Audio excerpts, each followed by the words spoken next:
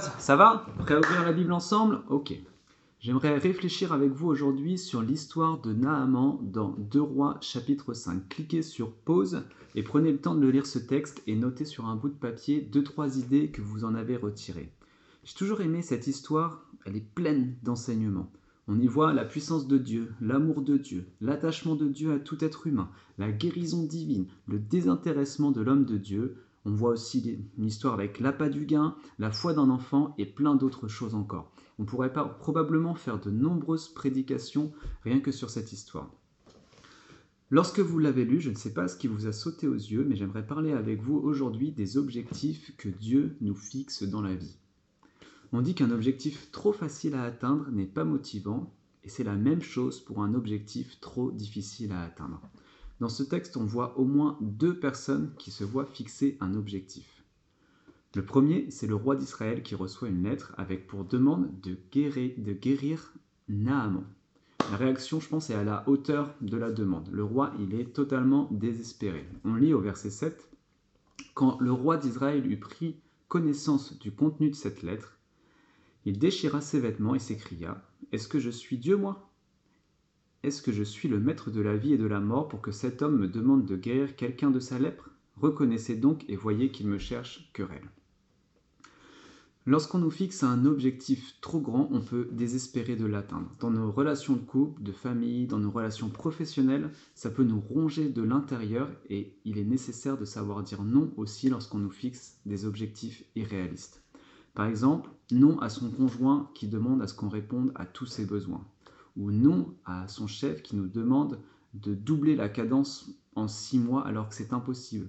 Et aussi non peut-être à votre enfant qui vous demandera une licorne ou à faire de l'aquaponie. Pourtant, on doit aussi savoir accepter des objectifs qui nous semblent impossibles de la part de Dieu. Abraham ne pouvait pas avoir d'enfant, mais il a cru à la promesse de Dieu. La seule chose qui nous sépare de la réalisation de l'objectif impossible que Dieu nous fixe, c'est la foi. C'est croire que c'est impossible pour nous, mais que Dieu le réalisera quand même. La foi nous redonne la motivation d'essayer d'atteindre des objectifs en sachant que c'est Dieu qui fera le plus gros du boulot. Comme Abraham, Dieu peut encore donner des enfants aujourd'hui à ceux qui ne peuvent pas en avoir. Comme pour le roi d'Israël au temps de Naaman, Dieu peut nous envoyer un Élysée pour nous sortir d'une situation qui nous semble trop compliquée.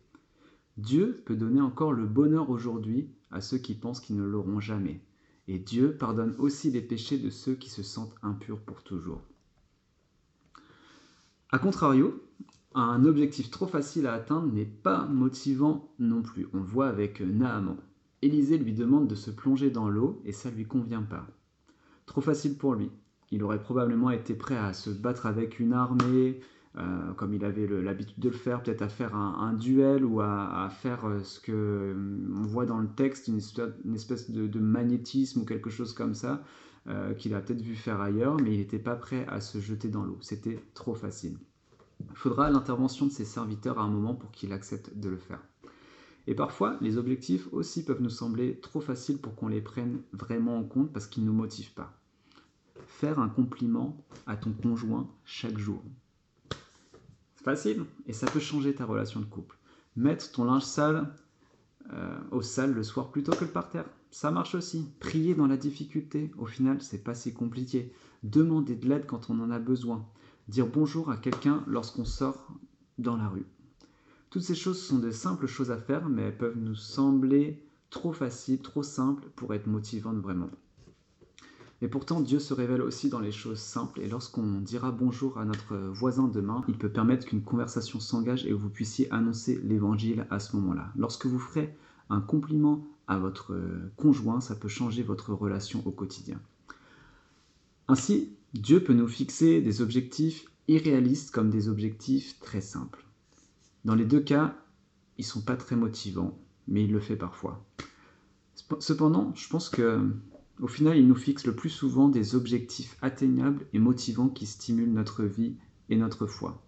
Pour certains, vous atteindrez ces objectifs en plusieurs années, pour d'autres, ça prendra très peu de temps, mais tous ces objectifs demanderont de la persévérance, de la patience, du travail et de la consécration. Ce sont ces objectifs, entre autres, qui vous pousseront à vous lever chaque matin. Savez-vous qu'un Un symptôme de la dépression est de ne plus réussir à se fixer des objectifs et à bâtir des plans d'action pour atteindre ces objectifs. Quels sont les objectifs que Dieu vous a mis à cœur? Quels sont ceux que vous vous fixez vous-même pour lui? Lire sa Bible en un an? Créer un programme à destination des personnes dépressives dans votre ville? Créer une école chrétienne? Faire de la distribution de prospectus une fois par semaine? Permettre un culte familial dans votre famille une fois par semaine? Donner une somme fixe de mes entrées financières chaque mois pour voir le monde changer? Tous ces objectifs sont des objectifs qu'on pourrait avoir pour Dieu et on pourrait allonger cette liste à l'infini. Faites pause maintenant et prenez un papier et un stylo, puis faites 3 colonnes sur votre papier. La première, mes objectifs personnels pour ma vie. La deuxième, mes objectifs pour ma famille. Et la troisième, mes objectifs pour Dieu. Et dans chaque colonne, écrivez les objectifs que vous vous étiez fixés il y a longtemps et que vous avez réussi à réaliser. Et au passage, félicitez-vous d'avoir réussi à réaliser ces objectifs. Puis ensuite, vous écrirez les objectifs que vous n'avez pas encore réussi à réaliser, mais que vous voulez encore réaliser. Et enfin, vous pouvez écrire les nouveaux objectifs que vous voudriez réaliser. Prenez le temps de prier et de discuter avec Dieu de ces objectifs, et si vous le souhaitez aussi avec votre conjoint ou votre famille. Et je souhaiterais terminer cette vidéo en vous souhaitant une très bonne journée dans la présence du Seigneur, et en utilisant aussi les mots du prophète Élisée. Allez en paix dans ce beau voyage que Dieu vous donne encore de vivre. À bientôt!